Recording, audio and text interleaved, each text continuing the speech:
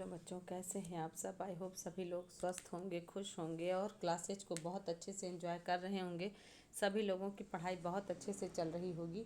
बच्चों, इसी उम्मीद के साथ चलिएगा हम लोग अपना क्लास स्टार्ट करते हैं। और आज हम लोगों की इंग्लिश ग्रामर की क्लास नंबर 28 है, जो कि टॉप 20 क्वेश्चंस आपको दिए जा रहे हैं। तो चलिएगा पहले क्वेश्चन की तरफ चलते हैं। पहला क्वेश्चन है, ऑब्स्टिनेट मीन्स क्या होता है। ऑब्स्टिनेट, जैसे कि आप जानते हैं, one word substitution, idioms and phrases, antonym, synonym, जिनको हम लोग वोकैब्स कहते हैं, वो सारे टॉपिक इंक्लूड करके आपको दिए जाते हैं। और ग्रामर के बहुत सारे क्वेश्चंस मिसलेनियस टॉपिक से बनाए गए हैं। तो बच्चों, ऑब्स्टिनेट मीन्स क्या होता है, बताएंगे। Obstinate means unhappy man, stubborn, wise man या एन इम्पॉर्टेंट इशू। बताइएगा क्या करेंगे आप करेक्शन।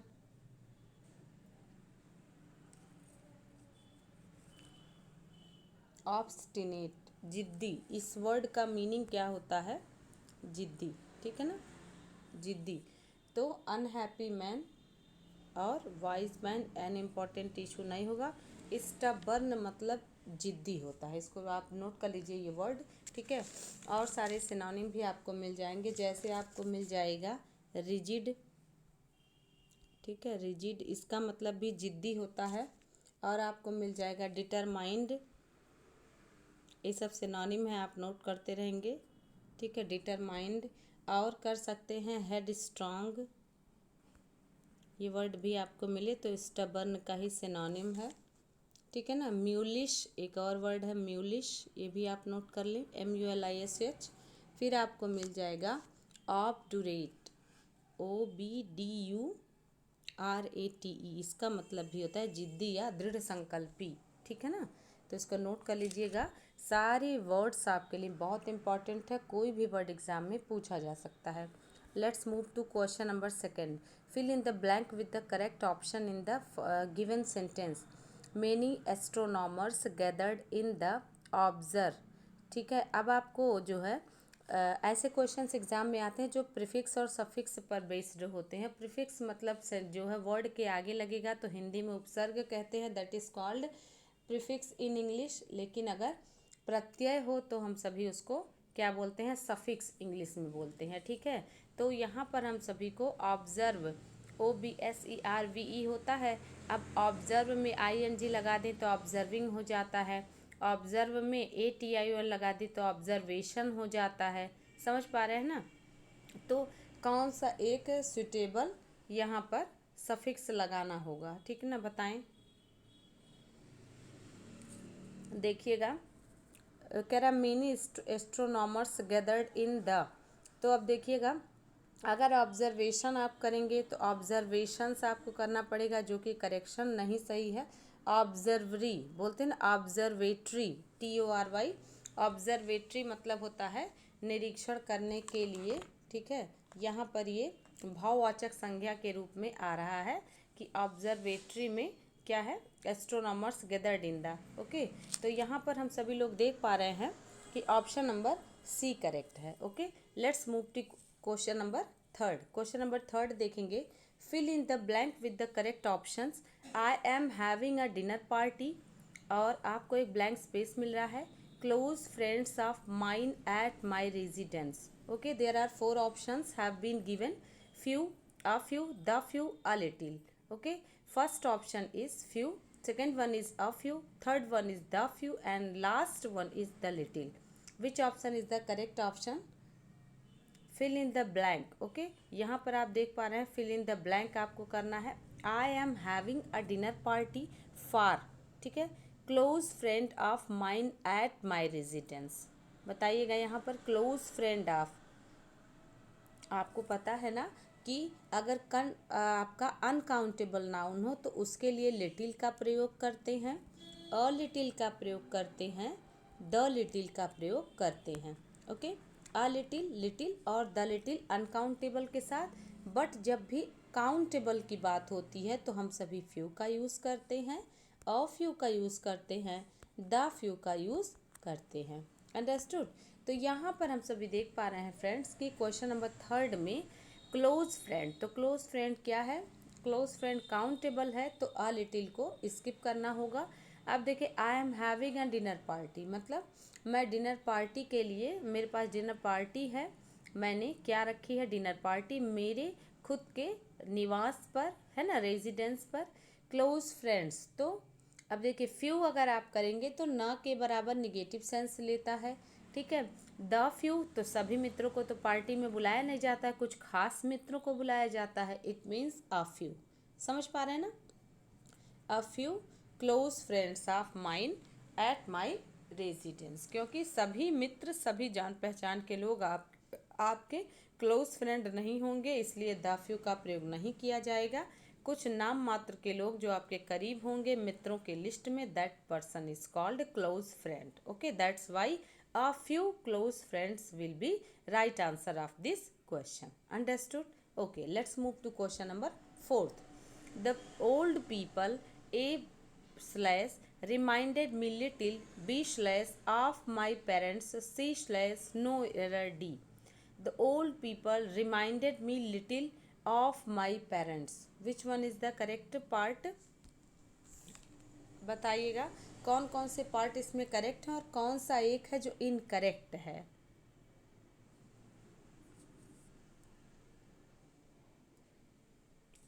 देखिएगा यहाँ पर आप the old people reminded me, कह रहा कि पुराने लोग याद दिलाया करते थे या याद दिलाए मेरे माता पिता की, ठीक है।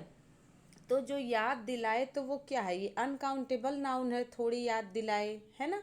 तो अगर ना के बराबर आप करें तो लिटिल का प्रयोग नेगेटिव सेंस में होता है, और यहाँ पर हो रहा है कि मेरे माता पिता की थोड़ी याद दिलाए, यानी कि अगर आप देखें तो a little of my parents, यानी कि a little of my parents, यानी किसी बुजुर्ग लोगों को देखा और माता पिता की याद आ गई, ठीक है। इसलिए अ लिटिल का प्रयोग नहीं करें, लिटिल का प्रयोग नहीं करेंगे। लिटिल का प्रयोग, फ्यू का प्रयोग नेगेटिव सेंस में होता है, और अ लिटिल द लिटिल का प्रयोग पॉजिटिव सेंस में। समझ पा रहे हैं ना।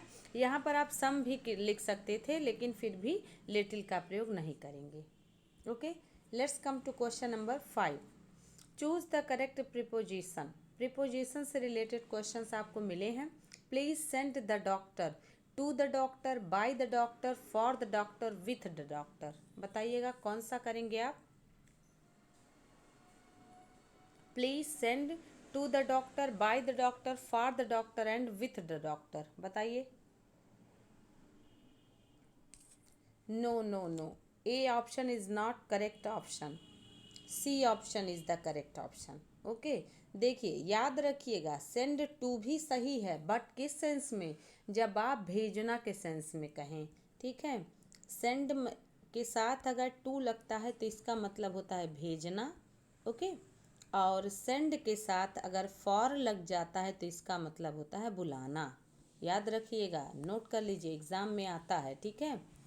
सेंड फॉर मीन्स बुलाना, सेंड टू मतलब भेजना, तो सी ऑप्शन करेक्ट है। ओके, ये क्वेश्चन ज़्यादातर बच्चों से गलत हो सकते हैं, क्योंकि हम सभी सेंड टू ही ध्यान रखते हैं, लेकिन पत्र भेजने के संबंध में या किसी पार्सल को भेजने के संबंध में सेंड के साथ टू लगता है। ओके, चलिए बिल्कुल सही। क्वेश्चन नंबर 6 पर चलेंगे। Choose the correct preposition. यहाँ पर भी आपको बताना है करेक्ट प्रीपोजिशन। द जज फाइंड्स हिम, जज पाता है, हिम उसको, guilty with murder, guilty bye murder, guilty of murder, guilty at murder. बताइएगा। ध्यान रखिए फ्रेंड्स, प्राउड हो, ठीक है, फॉन्ड हो, गिल्टी हो,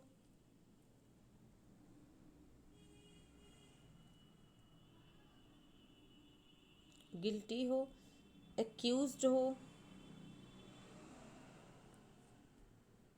ठीक ना।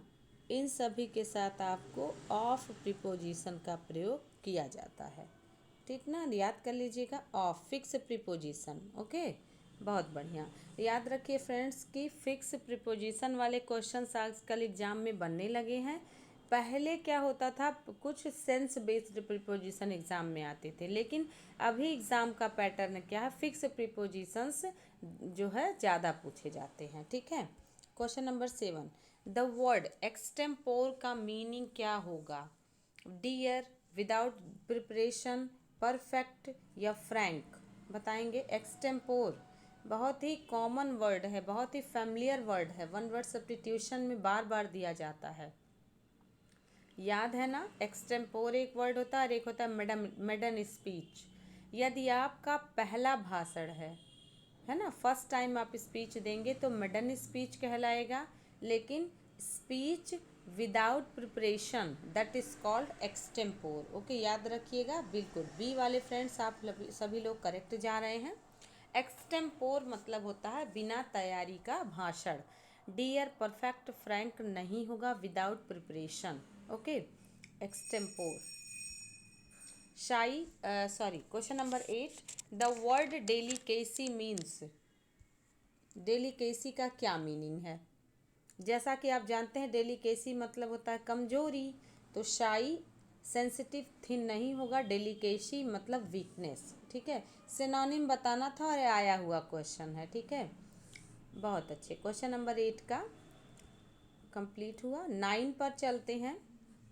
Would you mind to close the window, change the underlined expression? क्या बताना है? माइंड के बाद आपको क्या याद रखना है? वर्ब का कौन सा फॉर्म याद करिएगा, मैंने बता रखा है, बताइए जल्दी जल्दी। चलिए, अच्छा नोट करिए। कोई भी प्रीपोजिशन हो, ठीक है, कोई भी प्रीपोजिशन हो, उसके बाद क्या हो? माइंड हो, लाइक हो, वर्थ हो, स्टॉप हो,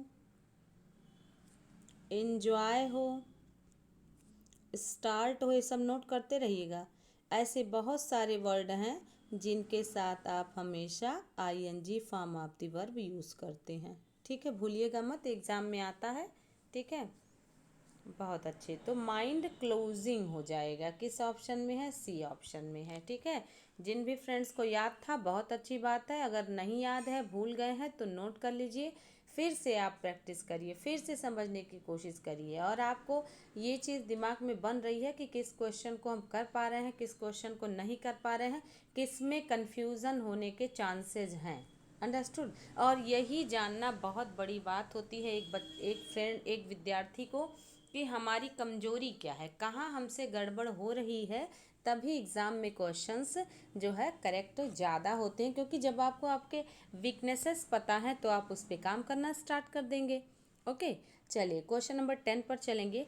ही has come out with an unique proposal for his friends no error. ये तो बहुत आसान क्वेश्चन है, मुझे लगता है इससे आसान क्वेश्चन आपको नहीं मिलेगा। ठीक है, बताइएगा कितने बच्चे बी आंसर कर रहे हैं? बी ऑप्शन बिल्कुल वही करेक्ट है। अ यूनिक होता है, एन यूनिक नहीं होता है, क्योंकि आपको पता है कि जब आप आर्टिकल पढ़ते हैं तो प्रोनाउंसिएशन को ध्यान दिया जाता है, ना कि वॉवेल राइटिंग को। ठीक है, वॉवेल साउंड को ध्यान देते हैं। तो देखिएगा, यूनिक में भले ही आप वावेल लिख रहे हैं, लेकिन आप पढ़ तो कॉन्सोनेंट रहे हैं, तो यूनिक के लिए अ लगेगा। यूरोपियन में भी अ लगता है, यूनिवर्सिटी में भी अ लगता है, तो यू भले लिखें, ठीक है, लेकिन आपको प्रोनाउंसिएशन अगर कॉन्सोनेंट का हो रहा है तो प्रोनाउंस जब आप कॉन्सोनेंट करेंगे तो ए विल बी यूज्ड। ओके, बहुत अच्छे। ठीक ना। Question number 11th, he is a best worker of the factory but unfortunately the least paid. बताइएगा, वह फैक्ट्री के वर्कर में से सबसे अच्छा वर्कर है, लेकिन दुर्भाग्यवश उसको सबसे कम पैसे मिलते हैं। बताइएगा, लिटिल, लेस और लीस्ट होता है ना, बिल्कुल बताइएगा। यहीं पर मुझे लगता है ये भी बहुत आसान क्वेश्चन है ना? बिल्कुल, अगर आप पकड़ ले रहे हैं एरर तो आप समझिए कि, है ना, एग्ज़ाम में भी ऐसे क्वेश्चंस मिलेंगे। बिल्कुल, आ बेस्ट नहीं, द बेस्ट। ठीक है, अब जिस भी बच्चे से गड़बड़ हुई है वो सोच ले कि कितनी ज़्यादा गड़बड़ हो रही है ना। पढ़ाई को सीरियसली लीजिए, है ना। एंजॉय तो लाइफ टाइम करना है, बट एक बार जॉब तो लगे, है ना। He is the best worker of the factory but unfortunately the least paid. तो लीस्ट भी सुपरलेटिव है, दा लगा है, और बेस्ट भी सुपरलेटिव है, दा लगा है। आपको पता है सुपरलेटिव डिग्री के पहले हम सभी दा का प्रयोग अनिवार्य रूप से करते हैं। ओके, बहुत बढ़िया। Question number 12, the most happy marriage would be the union of a deaf man and blind woman. बताइएगा। एक बात तो आपको पता है ना कि कल के क्वेश्चन में आपको मिला था एंड के पहले अगर दो नाउन जुड़े हैं एंड से, तो पहले के पहले अगर आर्टिकल लगा है और दूसरे के पहले आर्टिकल लगा है तो इसका मतलब दो अलग अलग हैं, और अगर एक के पहले लगा है एक के पहले नहीं लगा है तो दोनों एक ही हैं। तो यहाँ पर आपको एरर पकड़ लेना पड़ेगा। ठीक है, यहाँ नो एरर भी आप कर सकते हैं अगर आपको समझ में आ जाए, और अगर आप एरर पकड़ें तो पार्ट को कंटेन करें। नो एरर करेंगे तो गड़बड़ हो जाएगी, है ना, दो बातें होंगी, है ना, आपने पढ़ी है ना, पढ़ा है ऐसा, बिल्कुल। एंड मैन है ना, तो एक मैन एक वो मैन, तो इसका मतलब अ डेफ, यहाँ पर देखिएगा अ डेफ मैन आ रहा है, तो एंड अ ब्लाइंड वोमैन भी तो आना चाहिए, एंड अ ब्लाइंड वोमैन। समझ पा रहे हैं, बिल्कुल सही। ओके, बहुत बढ़िया।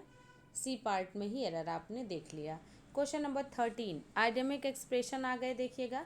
Eight the stones throw mean क्या होता है? Talent for speaking, very easy, very near, hidden meaning. क्या हो जाएगा एट द स्टोन्स थ्रो का मतलब? क्वेश्चन नंबर 13, कहते हैं ना बहुत ही पास, है ना, ऐसा जो है पत्थर मारो कि पूरा निशान पे भी लगे, मतलब आपका निशाना न चूके, that is called very near. ध्यान रखिएगा। गिफ्ट ऑफ द गैब हो तो टैलेंट फॉर स्पीकिंग होता है ना। अब ब्रॉड हो तो ऑनेस्ट होता है। फिट एंड स्टार्ट हो तो इरेगुलरली होता है। कुछ ऐसे आइडेमिक एक्सप्रेशन है जो आपको रटने होंगे। ठीक है, एट अ स्टोन्स थ्रो मतलब वेरी नियर। ओके, बहुत बढ़िया। क्वेश्चन नंबर 14 देखेंगे। Complete the sentence with appropriate suffix. The main aim of art classes is to develop children's creativity, या क्रिएटिवली, या क्रिएशन, या क्रिएटिवनेस। कौन सा सफिक्स ऐड करेंगे? ऐसे क्वेश्चंस पे एग्जाम में आने लगे हैं, ठीक है, जो आपको सफिक्स लगा करके कंप्लीट करना पड़ता है। वर्ड फॉर्मेशन के क्वेश्चंस हैं, ठीक है। सब नए नए प्रश्न हैं आपके लिए, ध्यान से देखिए बच्चों, कन्फ्यूज़न नहीं होना होगा, है ना। बिल्कुल कंटिन्यूअसली अगर आप प्रैक्टिस करेंगे तो आप बिल्कुल कंफ्यूज नहीं होंगे। सफिक्स ऐड करना, यहाँ पर आपको इंस्ट्रक्शन दे ही दिया गया है ना कि सफिक्स ऐड करना है। तो एल वाई सफिक्स लगाएंगे या आई ओ एन लगाएंगे या आई टी वाई लगाएंगे कि, अब देखिए बच्चों की क्रिएटिविटी, कि बच्चों का क्रिएशन, आपको पता है ना, बच्चों की रचनात्मकता, भावात्मक भाव क्या बोलते हैं, एब्स्ट्रैक्ट नाउन है, ठीक है, भाववाचक संज्ञा। ठीक है, सी ऑप्शन बिल्कुल सही। क्रिएटिविटी होती है ना कि क्रिएशन। क्रिएशन अगर आप करेंगे तो क्रिएशन मतलब है ना किसी अलग सेंस में जा रहा है, बच्चों की क्रिएटिविटी आप बोलते हैं, ठीक ना, बहुत अच्छे। क्वेश्चन नंबर 14 का सी ऑप्शन। वर्ड फॉर्मेशन से क्वेश्चंस ऐसे भी बनने लगे हैं, ठीक है। अब 15 नंबर क्वेश्चन है PQRS वाला, जिसमें आपको इरेगुलरली आपको चार जो है सेंटेंस दिए होते हैं जिसको आपको सुटेबल मैनर में सेट करना होता है। तो आप देखिएगा, in the following sentences arrange the given parts PQRS in order so as to produce correct sentence. पहला है व्हेन अ केमिकल सब्सटेंस, फिर क्यू है द फूड पॉइजनिंग अकर्ड, फिर है आर है इन द फूड प्रिपरेशंस, और S है was mistaken for salt and used. बताइएगा। आपको ध्यान ये रखना है कि आपको स्टार्ट कहाँ से करना है। तो ये तो आपको पता है ना कि आपकी स्टार्टिंग हमेशा सेंटेंस में, अगर आपको जैसे अगर आप कोई आदत की बात कर रहे हैं, कोई नेचुरल बात कर रहे हैं, तो जब बोलते हैं ना कि जब भी बादल आसमान में घिरते हैं तो सामान्यतया बारिश होती है, तो जब भी जो है का सेंस निकल रहा है। तो when a chemical substance the food poisoning, तो यहाँ पर देखिए व्हेन अ केमिकल सब्सटेंस, अगर आप यहाँ से स्टार्ट करते हैं, ठीक है, तो अब कोई ना कोई हेल्पिंग वर्ब की आवश्यकता होगी। तो अगर आपकी हेल्पिंग वर्ब की आवश्यकता होगी तो पी के बाद अगर आप देखें तो एस बन रहा है, मतलब substance was mistaken for salt and used. अब यूज्ड के साथ आपका क्या लगता है?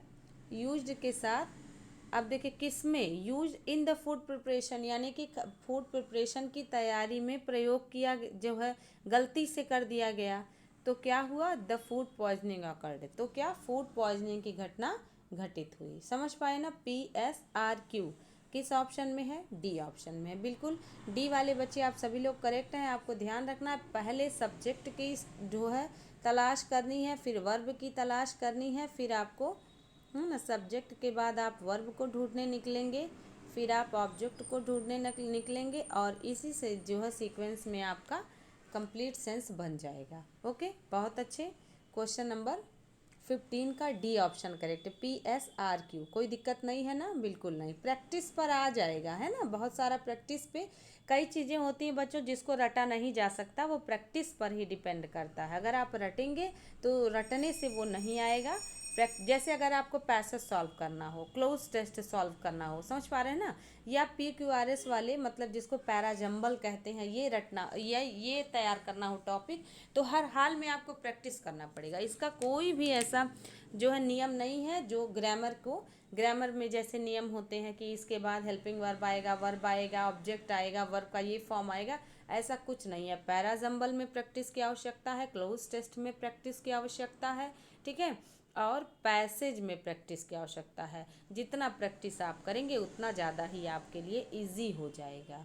ओके, मूव करते हैं क्वेश्चन नंबर 16 पर। ऑन एंड ऑन मीन्स क्या होता है, यूजुअलेस, नाउ एंड देन, कंटिन्यूअसली या अनवेल। तो पहले चारों का मीनिंग देखते चलेंगे। देखिए, जब आप अब ऑन एंड ऑन मतलब तो पता चला ना पॉजिटिव चीज़ें, तो यूजलेस तो निगेटिव है, इसका होता है idiomatic expression of no avail, ठीक है, कोई प्रयोग नहीं, कहते नहीं ऑफ नो अवेल, कोई अवेलेबल बना है ना, अवेलेबल, उसी से है of no avail, AVAIL। Okay, और नाउ एंड देन का मतलब ऑफ एंड ऑन बना है, इसके लिए नोट कर लीजिएगा, इंपॉर्टेंट है, एग्जाम्स में पूछा जाता है। और कंटिन्यूअसली मने ऑन एंड ऑन, तो अपना उत्तर मिल गया ना, ऑन एंड ऑन, बिल्कुल सी वाले बच्चे आप सभी लोग करेक्ट हैं। और जो है आउट ऑफ शॉर्ट मतलब आउट ऑफ शॉर्ट्स मतलब अनवेल, ठीक है, SORTS, शॉर्ट्स मतलब अनवेल। समझ पाए, नोट कर लें, इंपॉर्टेंट है, एग्जाम्स में पूछे जाते हैं। क्वेश्चन नंबर 17 पर चलेंगे। A drop in the ocean, ये तो आपको पता ही है ना, हिंदी में आता है ऊँट के मुँह में जीरा। Great portion, difficult task, very small amount या कंप्लीट मास्टर, तो मुझे लगता है ये तो सबका सही होगा, बिल्कुल सही, आप सभी लोग का करेक्ट है। क्वेश्चन नंबर 17 का सी, ठीक है। आप इस बात को तो पहले ध्यान रखें बच्चों कि आपको ये नहीं सोचना है कि कौन सा क्वेश्चन मेरे लिए इजी है, कौन सा टफ है। आपको ये देखना है जो आपको आ गया, जो जो टॉपिक आपको तैयार है वो आपका इजी है, जो नहीं तैयार है वो आपके लिए टफ है, और जो टफ है उसको तैयार करना होगा। समझ पा रहे हैं ना, बिल्कुल। देखिए, ग्रेट पोर्शन ये भी एग्जाम में आया हुआ है, अलायंस शेयर, अलायंस शेयर, इसका मतलब होता है ग्रेट पोर्शन मतलब बड़ा हिस्सा, ठीक है। डिफ़िकल्ट टास्क के लिए आप तो जानते हैं ना, a hard nut to crack होता है, a hard nut to crack, कहते नहीं लोहे के चने चबाना, ओके, वही वाला क्रैक, ठीक है, बिल्कुल। वेरी स्मॉल अमाउंट तो मिल गया, ड्रॉप इन द ओशन। और कंप्लीट मास्टर के लिए आप देखते हैं ना, ऑल इन ऑल मतलब कंप्लीट मास्टर, सर्वे सर्वा, ठीक है। क्वेश्चन नंबर 18 पर चलेंगे। वन हु ईट्स एवरीथिंग, इसको बताइएगा, वन वर्ड सब्स्टिट्यूशन है, जो सब कुछ खाता है उसको क्या बोलते हैं। देखिए, ध्यान रखना है, कहीं अगर ऑप्शन में ओमनी दिया हो, ओमनी, तो इसका मतलब ऑल होता है, इसको पकड़िए आप, इस वर्ड को, ओमनी मने ऑल, और वरस मतलब होता है खाने वाली चीज़ें। अब देखिए, ओमनी मने ऑल तो सर्वाहारी, मिल गया ना। और इसी से रिलेटेड वर्ड है, जैसे देखिए आप क्या देखते हैं, ओमनी प्रेजेंट, देखते हैं ना, मतलब सर्वत्र, सब जगह उपस्थित होने वाला। आप देखते हैं ओमनी, OMNI, पोटेंट मतलब सर्वशक्तिमान, ईश्वर के लिए है ना। और आप देखते हैं ओमनीवरस, सब कुछ खाने वाला, तो ओमनी मने ऑल होता है, बस आप यही ध्यान रखें, ठीक है, बिल्कुल डी ऑप्शन करेक्ट है। कैनिबल मतलब होता है a person who it's human flesh, यानी नरभक्षी, बोलते नहीं, मानव भक्षी, नर भक्षी, मानव मांस खाने वाला, कैनिबल उसको बोलते हैं। ठीक। कार्निवरस मतलब होता है जो अ पर्सन हु, या मतलब कह सकते हैं one who lives on flesh, माने मांसाहारी। ठीक है ना, मांसाहारी। ठीक है। और कैनिबल मतलब नरभक्षी, मानवभक्षी, और ऑमनीवरस माने सर्वाहारी। ठीक है। हर्बीवरस मतलब आप जानते हैं, है ना, वेजिटेरियन यानी वनस्पति पर रहने वाला, आश्रित, हर्बल से बना है। जॉर्जन मतलब होता है लैंग्वेज डिफिकल्ट टू अंडरस्टैंड, ऐसी भाषा जो समझने में कठिन हो। ठीक है, दैट इज कॉल्ड जॉर्गॉन। नोट कर लीजिए, इंपॉर्टेंट है। क्वेश्चन नंबर 19 देख लेंगे। Choose the correct spelling. Repetition, opposite, arrangement और सीक्वेंस करेक्ट बताना है, यानी कि बाकी सब इनकरेक्ट हैं। बताइएगा। रिपीटेशन की करेक्ट स्पेलिंग क्या होती है? REPETITION, repetition. रेपे ध्यान रखिएगा तो गड़बड़ नहीं होगी। ऐसे कंपेटिशन भी एग्जाम में आता है, कंपेटिशन, कंपटीशन में PE दिमाग में रखिएगा तो गड़बड़ नहीं होगी। ठीक है। करेक्ट बताना। अपोजिट की क्या होती है? OPPOSITE होती है अपोजिट की करेक्ट स्पेलिंग। इसमें तो TE लिखा है, भी इनकरेक्ट हो गया। अरेंजमेंट में RR होता है, ARRANGEMENT, हो गया ना कन्फ्यूज़न। बिल्कुल। तो D करेक्ट है। सीक्वेंस की स्पेलिंग होती है SEQUENC। ध्यान रखिएगा, आपको करेक्ट इनकरेक्ट सब कुछ आना होगा। ओके, चलेगा। क्वेश्चन नंबर 20 पर चलेंगे। वाइल्ड गूज चेस मतलब क्या होता है? कई बार आया है वाइल्ड गूज चेस, बताएंगे। मॉडर्न, या फर्स्ट क्लास, या यूजलेस एफर्ट, या टू अवॉइड। देखिए, याद रखना है निरर्थक प्रयास करना, तो वाइल्ड गूज चेस मतलब यूजलेस एफर्ट। फर्स्ट क्लास मतलब तो आप टिप टॉप पढ़े हो ना, टिप टॉप, बिल्कुल ये है आपका आइडेमिक एक्सप्रेशन। मॉडर्न के लिए आपने एग्ज़ाम में देखा होगा अप टू डेट होता है। ओके। और आपका टू अवॉइड मतलब टू फाइट, शाई ऑफ मतलब अवॉइड करना। ठीक, बहुत अच्छे। तो यहाँ पर आपका C ऑप्शन करेक्ट है। तो चलिए बच्चों, बहुत बहुत अच्छी बात है कि आप बहुत मेहनत से पढ़ रहे हैं। ऐसे ही मेहनत से पढ़ते रहिए, खुश रहिए, कंटिन्यूअसली प्रैक्टिस करते रहिए। जिस भी टॉपिक पे आपको प्रॉब्लम होती है उस टॉपिक से रिलेटेड क्वेश्चंस आप बहुत ज़्यादा प्रैक्टिस करिए, फिर मन से डर ख़त्म हो जाएगा और आदत लग जाएगी। फिर आप जो है, जो भी जाने अनजाने क्वेश्चंस गलत होते हैं उसमें भी आपको अच्छा कमांड हासिल होगा। थैंक यू सो मच बच्चों, थैंक्स अ लॉट। मिलते हैं नेक्स्ट क्लास में। Thank you.